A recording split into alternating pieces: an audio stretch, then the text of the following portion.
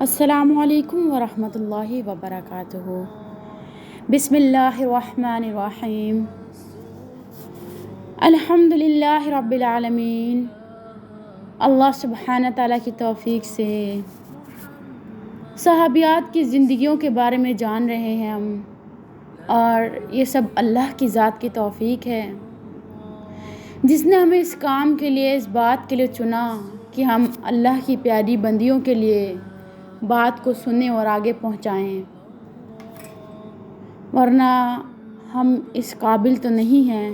لیکن اللہ کی ذات بڑی غفور الرحیم ہے، جو اپنے بندوں کو توفیق بھی دیتا ہے اور اپنی محبت بھی ظاہر کرتا ہے۔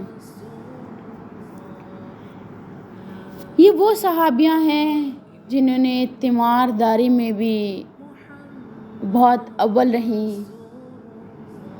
آگے ہم دیکھیں گے کہ رسول صلی اللہ علیہ وسلم نے جنہیں بھیجا ہوا تھا ابو سفیان کے لوگوں کی بارے میں جاننے کے لیے کہ لوگ کیا کرنا چاہتے ہیں، مسلمانوں کو کیا تکلیف، کیا اذیٰ پہنچانا چاہتے ہیں۔ اللہ کے رسول صلی اللہ علیہ وسلم نے ان کو تلقین بھی کی کہ اگر آپ وہاں جائیں گے تو مجھ سے وعدہ کریں کہ آپ خیریت و عافیت سے واپس آئیں گے۔ اللہ سبحانہ تعالیٰ اپنے پیارے بندوں سے راضی ہو گیا، اور ہم بھی اسی کوشش میں ہیں کہ اللہ کی ذات ہم سے بھی راضی ہو جائے۔ اللہ کی ذات تو راضی ہو جاتی ہے، انسان راضی نہیں ہوتا۔ انسان دنیا کی بھاگ دوڑ میں رب کو بھول جاتا ہے۔ ہم صرف اپنے وقت کے جب ہمیں ضرورت ہوتی ہے تو ہم اپنے رب کو یاد کر لیتے ہیں، اور جب ہماری ضرورت پوری ہو جاتی ہے تو ہم اللہ کی ذات کو بھول جاتے ہیں کہ وہ کل کائنات کا مالک، جس نے پوری دنیا بنائی ہے، جو ہر چیز پر قادر ہے، اس نے ہمارے لیے کتنا بہترین سوچا ہوگا نا۔ لیکن ہم شیطان کے وسوسوں میں آ کر اپنی زندگی کو دنیا کے کاموں میں الجھا دیتے ہیں، اور اللہ سبحانہ تعالیٰ بھی بندے کو پھر موقع دے دیتے ہیں اور اس کی ڈور کو ڈھیلا کر دیتے ہیں کہ جا میرے بندے، دیکھتا ہوں کتنی دیر تو بھاگتا ہے اس دنیا میں، لوٹ کر تو نے میرے پاس ہی آنا ہے۔ الحمدللہ ہم سیدہ رفیدہ انصاریہ رضی اللہ عنہا کے بارے میں دیکھ رہے ہیں۔ سیدنا حذیفہ رضی اللہ عنہ بیان کرتے ہیں کہ جب میں رسول اللہ صلی اللہ علیہ وسلم کے پاس واپس آیا تو آپ نماز ادا کر رہے تھے۔ میں آپ کے قریب ہوا تو آپ نے اپنی چادر کا ایک کنارہ میری طرف پھینک دیا تاکہ میں اسے اوڑھ کر سردی سے بچ سکوں۔ جب آپ نے سلام پھیرا تو میں نے آپ صلی اللہ علیہ وسلم کو لشکر قریش کی صورتحال سے آگاہ کیا۔ بنو غطفان قبیلے نے قریش کے ساتھ پیش آنے والی وبا کو سن لیا، وہ تیزی سے اپنے شہروں کی طرف چل پڑے۔ اللہ تعالیٰ ارشاد فرماتا ہے سورۃ الاحزاب میں 25 سے لے کے 27 تک، اللہ نے کفار کا منہ پھیر دیا، وہ کوئی فائدہ حاصل کیے بغیر اپنے دل کی جلن لیے یوں ہی پلٹ گئے، اور مومنین کی طرف سے اللہ ہی لڑنے کے لیے کافی ہو گیا۔ اللہ بڑی قوت والا اور زبردست ہے۔ سبحان اللہ، اللہ کی ذات بار بار کہہ رہی ہے۔ اللہ تعالیٰ ہمیں بار بار بتاتا ہے، ہر ایک آیت میں قرآن کی ہر ایک بات ہمیں پتہ چلتی ہے ہماری زندگی کے متعلق۔ اگر انسان اللہ کی ذات کا ہو جائے تو اللہ کی ذات بھی اس کی ہو جاتی ہے، اور پھر اس کی زندگیوں میں آسانیاں بسیرا کر لیتی ہیں۔ لیکن سجدہ اخلاص سے ہوگا تو اللہ کی ذات کی محبت ملے گی نا۔ اللہ تعالیٰ ہمیں پابندی سے 5 وقت کی نماز پڑھنے کی، اور اس نماز کے ذریعے ہماری زندگیوں میں اس کو عمل میں لانے کی توفیق عطا فرمائے، ہماری نمازوں کو خشوع والی نماز بنائے۔ پھر اہل کتاب میں سے جن لوگوں نے ان حملہ آوروں کے ساتھ دیا تھا، اللہ ان کی گڑھیوں سے انہیں اتار لایا، اور ان کے دل میں اس نے ایسا رعب ڈال دیا کہ آج ان میں سے ایک گروہ کو تم قتل کر رہے ہو اور دوسرے گروہ کو قید کر رہے ہو۔ اس نے تم کو ان کی زمین اور ان کے گھروں اور ان کے اموال کا وارث بنا دیا، اور وہ علاقہ تمہیں دیا جس سے تم نے کبھی پامال نہ کیا تھا۔ اللہ ہر چیز پر خوب قادر ہے۔ سیدہ رفیدہ رضی اللہ عنہا نے خندق کے قریب اپنا خیمہ نصب کر لیا۔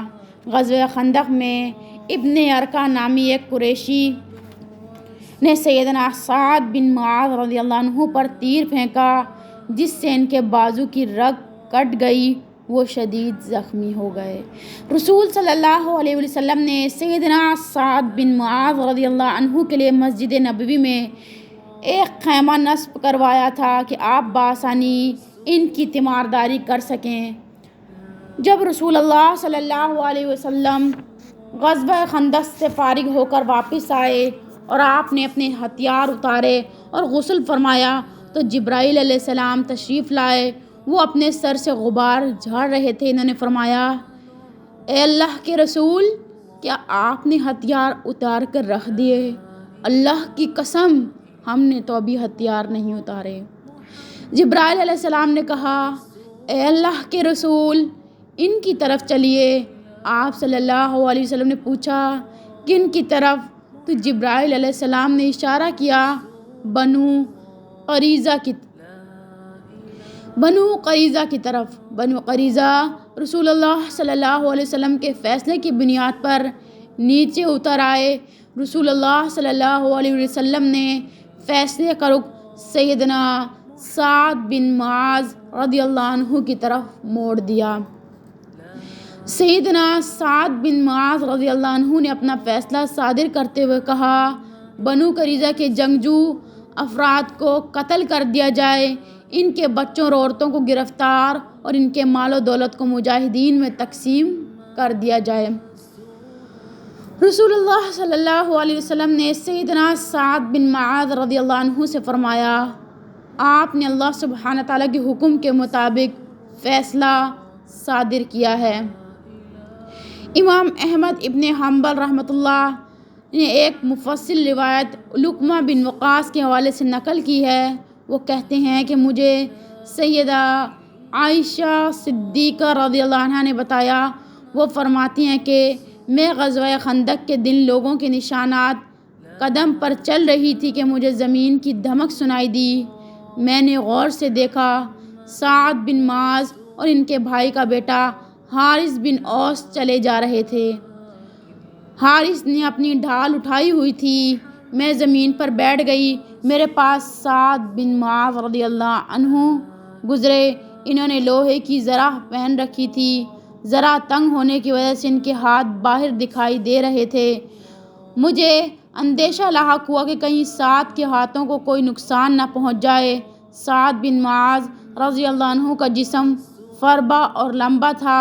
وہ جب میرے پاس سے گزرے تو وہ یہ شعر بلند آواز سے پڑھتے جا رہے تھے، لیت قلیلا یدرک الحیج جمل، الحیج جمل ما احسن الموت اذا حان الاجل۔ میں وہاں سے اٹھی، یہ مسند احمد کی حدیث ہے۔ میں وہاں سے اٹھی اور ایک باغیچے میں داخل ہو گئی۔ وہاں چند مسلمان بھی موجود تھے، جن میں عمر بن خطاب رضی اللہ عنہ بھی تھے۔ ان میں سے ایک شخص ایسا تھا کہ جس نے خود پہن رکھی تھی۔ عمر بن خطاب رضی اللہ عنہ نے مجھ سے کہا، آپ یہاں کیسے تشریف لائیں؟ اللہ کی قسم، آپ بہت دلیر ہیں، لیکن صورتحال بڑی غمگیر ہے۔ آپ کا اس صورتحال میں یہاں رہنا مناسب معلوم نہیں ہوتا۔ سیدہ عائشہ صدیقہ رضی اللہ عنہا فرماتی ہیں کہ عمر بن خطاب رضی اللہ عنہ مسلسل اس نوعیت کی باتیں کرتے جا رہے تھے، یہاں تک کہ میرے دل میں یہ تمنا پیدا ہوئی کہ کاش زمین پھٹ جائے اور میں اس میں سما جاؤں۔ اتنے میں اس شخص نے اپنے چہرے سے خود ہٹائی تو وہ طلحہ بن عبید اللہ تھے۔ انہوں نے کہا، اے عمر، بڑے افسوس کی بات ہے، آج یہاں سے فرار ہو کر اللہ کے سوا کہاں جانا ہے؟ مشرکین قریش میں سے ایک ابن ارقا نامی شخص نے سعد بن معاذ رضی اللہ عنہ کو تیر مارا، جس سے ان کے ہاتھ کی رگ کٹ گئی، اور اس ناہنجار نے کہا، یہ ابن ارقا کا وار ہے، اس کو برداشت کرو۔ سعد بن معاذ رضی اللہ عنہ نے اللہ سبحانہ تعالیٰ کی بارگاہ میں یہ دعا کی، اللہم لا تمتنی حتی تقر عینی من قریظہ، الہی مجھے اس وقت تک موت نہ دینا جب تک میں بنو قریظہ کی جانب سے میری آنکھیں ٹھنڈی نہ ہو جائیں۔ سیدہ عائشہ رضی اللہ عنہ فرماتی ہیں، بنو قریظہ زمانہ جاہلیت میں سعد بن معاذ رضی اللہ عنہ کی حلیف تھے۔ ان کی دعا کے کلمات عرش الہی تک پہنچ گئے، ان کے زخموں میں قدرے آرام و سکون پیدا ہو گیا۔ اللہ سبحانہ تعالیٰ نے مشرکین پر تیز آندھی کا جھکڑ چلا دیے، اہل ایمان کو سہارا ملا۔ بلا شبہ اللہ تعالیٰ بڑی طاقتور اور غالب ہے۔ اس آندھی سے بوکھلا کر ابو سفیان اور اس کے ساتھی تہامہ کی طرف نکل گئے۔ عینہ بن بدر اور اس کے ساتھی جان بچا کر نجد کی طرف چلے گئے۔ بنو قریظہ میدان جنگ سے بھاگ کر اپنے قلعوں میں بند ہو گئے۔ رسول اللہ صلی اللہ علیہ وسلم میدان جنگ سے واپس گھر تشریف لائے اور اپنے ہتھیار اتار دیے۔ رسول اللہ صلی اللہ علیہ وسلم نے حکم دیا کہ مسجد نبوی کے صحن میں چمڑے کا خیمہ نصب کر دیا جائے اور سعد بن معاذ رضی اللہ عنہ کو اس میں ٹھہرا دیا جائے۔ سیدہ رفیدہ اسلمیہ رضی اللہ عنہ نے ان کے علاج معالجے کی ذمہ داری نبھائی۔ سیدہ عائشہ صدیقہ رضی اللہ عنہ فرماتی ہیں کہ جبرائیل علیہ السلام تشریف لے آئے، ان پر گرد و غبار پڑی ہوئی تھی۔ انہوں نے آتے ہی رسول اللہ صلی اللہ علیہ وسلم سے کہا، آپ نے ہتھیار اتار دیے۔ اللہ کی قسم فرشتوں نے تو ابھی ہتھیار نہیں اتارے۔ آپ بنو قریظہ کی طرف جائیں اور ان کے ساتھ جنگ کریں۔ سیدہ عائشہ رضی اللہ عنہ فرماتی ہیں کہ رسول اللہ صلی اللہ علیہ وسلم نے جنگی ہتھیار زیبتن کیے اور لوگوں کو بنو قریظہ کی طرف روانہ ہونے کا حکم دیا اور منادی کرنے والے کو حکم دیا کہ وہ یہ اعلان کر دے، جو مسلمان بھی یہ اعلان سن رہا ہے وہ اس پر عمل کرتے ہوئے عصر کی نماز بنو قریظہ کے محلے میں جا کر ادا کرے۔ رسول اللہ صلی اللہ علیہ وسلم ہتھیار بند ہو کر روانہ ہوئے۔ آپ گزر بنو غنم کے پاس سے ہوا۔ آپ کا گزر بنو غنم کے پاس سے ہوا۔ وہ مسجد کے پڑوسی تھے۔ انہوں نے آپ صلی اللہ علیہ وسلم کے گرد گھیرا ڈال لیا۔ آپ نے ان سے پوچھا کہ ابھی یہاں تمہارے پاس سے کون گزرا تھا؟ انہوں نے کہا، دہیہ کلبی گزرے تھے۔ جبرائیل علیہ السلام دہیہ کلبی رضی اللہ عنہ کی شکل میں نمودار ہوا کرتے تھے۔ دہیہ کلبی رضی اللہ عنہ بڑے حسین و جمیل تھے۔ سیدہ عائشہ صدیقہ رضی اللہ عنہ فرماتی ہیں کہ رسول اللہ صلی اللہ علیہ وسلم نے بنو قریظہ کا 25 دن تک محاصرہ کیے رکھا۔ جب محاصرہ شدت اختیار کر گیا اور بنو قریظہ کی آزمائش میں شدت پیدا ہو گئی تو بنو قریظہ کو یہ پیشکش کی گئی کہ تم رسول اللہ صلی اللہ علیہ وسلم کے حکم کے مطابق اپنے قلعوں سے باہر نکل آؤ۔ بنو قریظہ نے اپنے پرانے حلیف ابو لبابہ بن عبد المنذر رضی اللہ عنہ سے مشورہ کیا کہ ان حالات میں ہمیں کیا کرنا چاہیے۔ ہمیں قلعوں سے باہر آنے کی پیشکش کی گئی ہے کہ رسول اللہ صلی اللہ علیہ وسلم جو بھی ہمارے لیے فیصلہ کریں وہ ہمیں تسلیم کرنا پڑے گا۔ اس نے کہا، میرے خیال میں تمہاری گردنیں اڑا دی جائیں گی۔ میرے قیافے کے مطابق رسول اللہ صلی اللہ علیہ وسلم کا تمہارے بارے میں یہی فیصلہ ہوگا۔ یہ بات سن کر بنو قریظہ نے کہا کہ ہم سعد بن معاذ کے فیصلے کو تسلیم کر لیں گے۔ اس معاہدے پر ہم اپنے قلعوں سے باہر آنے کے لیے تیار ہیں۔ رسول اللہ صلی اللہ علیہ وسلم نے فرمایا، ٹھیک ہے، بنو قریظہ کے بارے میں سعد بن معاذ جو فیصلہ کریں گے اسے ہی نافذ کیا جائے گا۔ رسول اللہ صلی اللہ علیہ وسلم نے فرمایا، انزلوا علی حکم سعد بن معاذ، اے بنو قریظہ تم سعد بن معاذ کے فیصلے کی شرط پر اپنے قلعوں سے نیچے اتر آؤ۔ بنو قریظہ یہ اعلان سن کے نیچے اتر آئے۔ رسول اللہ صلی اللہ علیہ وسلم نے سعد بن معاذ رضی اللہ عنہ کی طرف ان کی قوم کے چند افراد کو بھیجا کہ انہیں رفیدہ الاسلمیہ رضی اللہ عنہ کے خیمے سے لے آئیں۔ انہیں زخمی حالت میں گدے پر سوار کر کے لایا گیا۔ سیدنا سعد رضی اللہ عنہ کی قوم کے افراد نے ان کے گرد گھیرا ڈال لیا اور کہنے لگے، اے ابو عمر، یہ تیرے حلیف اور بھائی ہیں، آپ جانتے ہیں کہ یہ آج مصیبت میں مبتلا ہیں، ان کا خیال رکھیے اور جس قدر ممکن ہو ان کا تعاون کیجیے۔ سیدہ عائشہ رضی اللہ عنہ فرماتی ہیں کہ سعد بن معاذ رضی اللہ عنہ نے ان کی کسی بات کا کوئی جواب دیا اور نہ ہی ان کی طرف آنکھ اٹھا کر دیکھا۔ جب سعد بن معاذ رضی اللہ عنہ بنو قریظہ کے گھروں کے قریب پہنچ گئے تو انہوں نے اپنی قوم کی طرف دیکھا اور فرمایا، آج میرا یہ فرض بنتا ہے کہ میں اللہ کے حکم کے مطابق فیصلہ کروں اور اس سلسلے میں کسی ملامت کرنے والے کی ملامت کی کوئی پرواہ نہ کروں۔ جب سیدنا سعد بن معاذ رضی اللہ عنہ رسول اللہ صلی اللہ علیہ وسلم کے سامنے پہنچے تو آپ صلی اللہ علیہ وسلم نے اپنے صحابہ کرام سے کہا، قوموا الی سیدکم فانزلوہ، تم اپنے سردار کی طرف اٹھو اور اسے سواری سے نیچے اتارو۔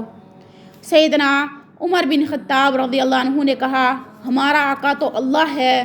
رسول اللہ صلی اللہ علیہ وسلم نے فرمایا، سعد کو سواری سے نیچے اتارو۔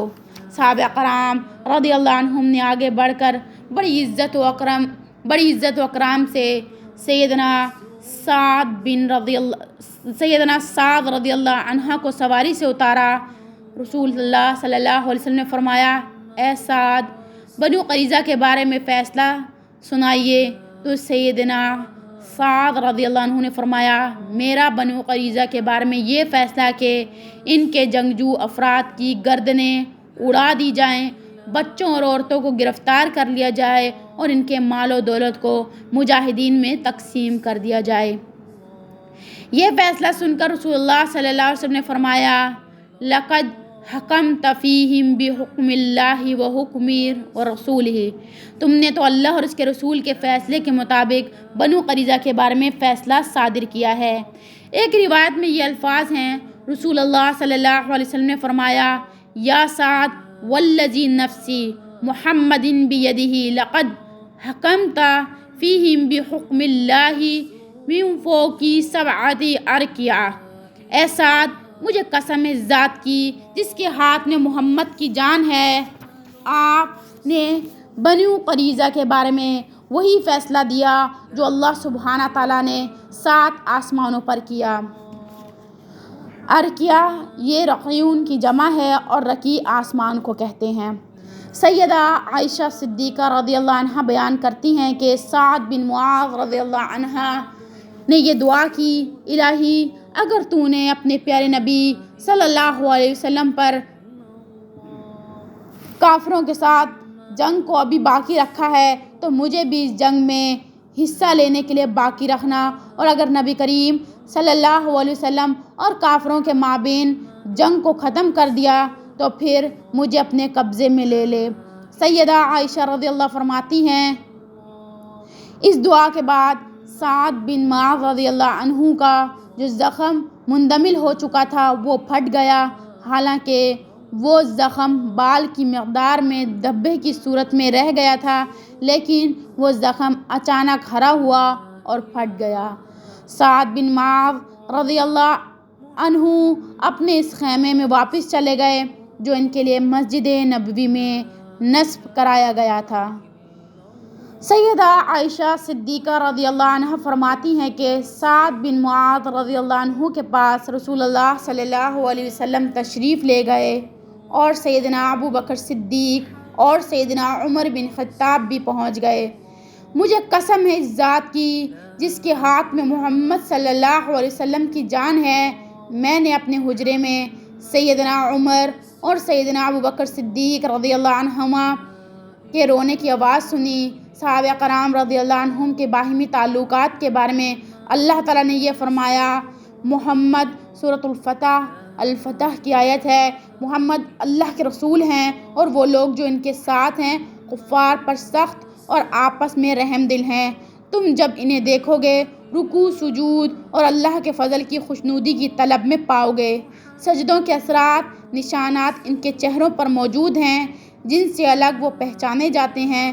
یہ ان کی مثال تورات میں بھی ہے اور ان کی مثال انجیل میں بھی ہے۔ سیدنا علقمہ رضی اللہ عنہ نے دریافت کیا، اے اماں جان، ایسا غمناک مواقع پر رسول اللہ صلی اللہ علیہ وسلم کا کیا طرز عمل ہوا کرتا تھا؟ سیدہ عائشہ رضی اللہ عنہ نے فرمایا، رسول اللہ صلی اللہ علیہ وسلم کسی کے فوت ہونے پر آنسو نہیں بہاتے تھے، البتہ جب آپ کو کوئی غم لاحق ہوتا تو آپ اپنی داڑھی کو اپنے ہاتھوں سے پکڑ لیا کرتے تھے۔ رسول اللہ صلی اللہ علیہ وسلم نے ارشاد فرمایا، اجعلوا سعدا فی خیمۃ رفیدۃ التی فی المسجد حتی اعودہ من قریب، سعد کو رفیدہ کے خیمے میں پہنچا دو جو مسجد میں نصب ہے تاکہ میں قریب سے اس کی تیمارداری کر سکوں۔ سیدہ رفیدہ اسلمیہ رضی اللہ عنہ نے سیدنا سعد بن معاذ رضی اللہ عنہ کا علاج، معالجہ اور نگہداشت پر پوری توجہ دی اور ان کے زخموں کی درد کو کم کرنے میں معاون ثابت ہوئیں۔ سیدہ رفیدہ رضی اللہ عنہ اپنی خوش قسمتی پر بہت شاداں و فراں تھیں کہ اسے دن میں 2 دفعہ رسول اللہ صلی اللہ علیہ وسلم کا دیدار نصیب ہو رہا ہے۔ صبح کے وقت رسول اللہ صلی اللہ علیہ وسلم خیمے میں تشریف لاتے اور فرماتے، اے سعد، صبح کیسے گزری، کیا حال ہے؟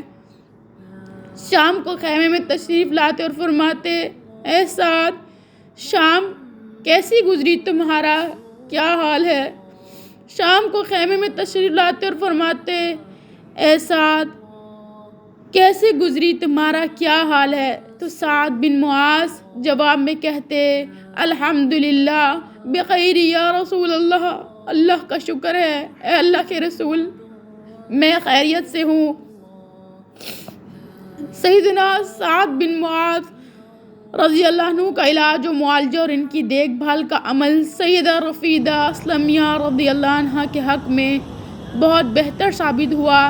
انہیں روزانہ 2 مرتبہ خیر الابریاء سید المرسلین صلی اللہ علیہ وسلم کا دیدار نصیب ہو جاتا۔ وہ اپنی اس اعزاز پر بہت خوش تھیں۔ سیدہ رفیدہ رضی اللہ عنہ اپنے اس عمل کے سلسلے میں کسی سے تعریف سننے کی خواہاں تھیں اور نہ ہی ان کے دل میں یہ خواہش تھی کہ کوئی اس کا شکریہ ادا کرے۔ انہیں اس بات کا یقین تھا کہ اللہ تعالیٰ اس کے عمل کے اجر و ثواب کو ضائع نہیں کرتا جو خالصتاً اس کی رضا کے لیے عمل کرتا ہو۔ سیدہ رفیدہ رضی اللہ عنہ مجاہدین کی مرہم پٹی اور ان کے علاج میں صرف اپنے دل میں یہ تمنا رکھتی تھی کہ مجاہدین کے زخم ٹھیک ہو جائیں اور ان کے ہونٹوں پر مسکراہٹ آ جائے اور وہ درد و الم سے نجات پا جائیں۔ بخاری شریف میں سیدہ عائشہ رضی اللہ عنہ سے روایت ہے، منقول ہے، سیدہ عائشہ صدیقہ رضی اللہ عنہ فرماتی ہیں کہ غزوہ خندق میں سعد بن معاذ رضی اللہ عنہ زخمی ہو گئے، ان کے ہاتھ کی رگ کٹ گئی۔ نبی کریم صلی اللہ علیہ وسلم نے ان کے لیے مسجد نبوی میں خیمہ نصب کروا دیا تاکہ آپ قریب سے ان کی تیمارداری کر سکیں۔ مسجد میں بنو غفار نے بھی خیمہ نصب کر رکھا تھا۔ ان کی طرف خون بہہ کر گیا تو انہوں نے کہا، اے خیمے والو، تمہاری جانب سے یہ کیا ہماری طرف آ رہا ہے؟ یہ خون دراصل سعد بن معاذ رضی اللہ عنہ کے زخم کا خون تھا جو بہتا ہوا ان کے خیمے تک جا پہنچا۔ اس زخم کی تاب نہ لاتے ہوئے سیدنا سعد بن معاذ رضی اللہ عنہ وفات پا گئے۔ اللہ تعالیٰ ان پر اپنی رحمت کی برکھا برسائے اور ان پر اپنا فضل و احسان کرے اور انہیں جنت الفردوس میں جگہ عطا کرے، آمین یا رب العالمین۔ سیدہ رفیدہ رضی اللہ عنہ زندگی بھر یہ خدمت سر انجام دیتی رہیں یہاں تک کہ وہ قضاء الہی سے وفات پا گئیں۔ اللہ تعالیٰ ان پر اپنی رحمت نچھاور کرے اور انہیں اپنی خوشنودی سے نوازے، آمین یا رب العالمین۔